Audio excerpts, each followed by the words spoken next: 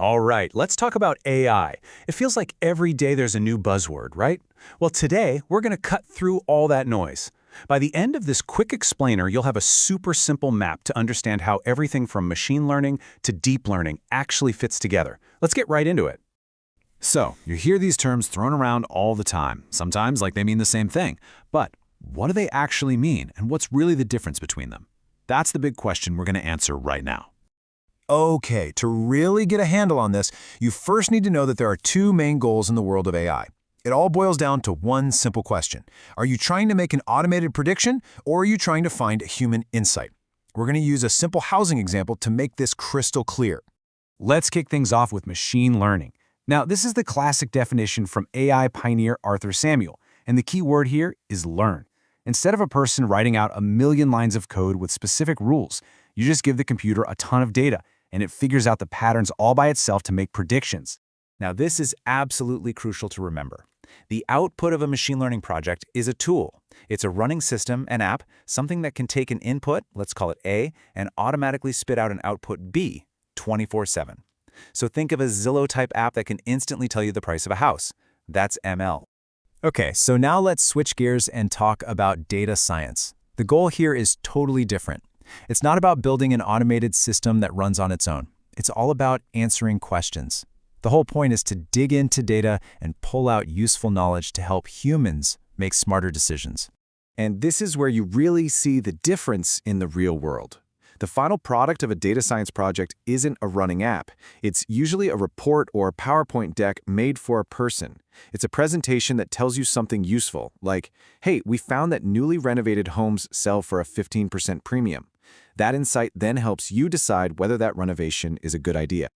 Here you can see the two paths side by side. On the left, machine learning is all about building an automated system, kind of like a robot that just works tirelessly to predict stuff, like which ad you're most likely to click on. But on the right, data science is about a human using these tools to analyze the world, find an aha moment, and then bring that insight back to the team to help them decide what to do next. It's really automation versus human-led strategy. So we know that machine learning maps an input A to an output B. But how? How does it actually learn that connection? Let's pop the hood and take a look at the engine that makes the prediction happen. So let's jump back to our housing example. The inputs, our A in this case, would just be all the specific data points we have about a house, right? How big it is, how many bedrooms and bathrooms it has, and maybe a simple yes or no for whether it's been recently renovated. So you take all those inputs and you feed them into this really powerful engine called a neural network. The network crunches all that information and then spits out the predicted price on the other side. That's our B. This neural network, this is the real heart of the whole learning process.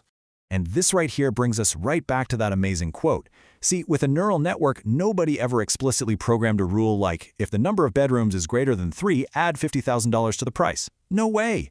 Instead, the network learns all those super complex relationships between the features of a house and its final price just by looking at thousands and thousands of examples. Okay, so this brings us to our next big buzzword, deep learning. I'm sure you've heard it a million times. So how does it relate to the neural network we were just talking about? Well, the story is actually more about branding than you might think. For decades, the technical name for this powerful technique was neural network. But in just the last few years, the term deep learning has completely taken over. And here's the secret. For most everyday conversations, you can just think of them as the same thing. People use the terms interchangeably all the time. So, why the change? It's surprisingly simple.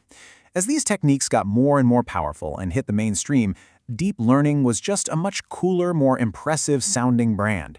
It captured the public's imagination in a way that the old nerdy term neural network never quite did. This, of course, leads to a very common question. The name neural network obviously makes you think about the neurons firing in our own heads. So, is this technology actually mimicking a human brain? The short answer is nope, not really. While the original idea back in the day was very loosely inspired by the brain, the actual math and mechanics of how they work today are almost completely unrelated to real biology. So, it's probably best to just drop that brain analogy.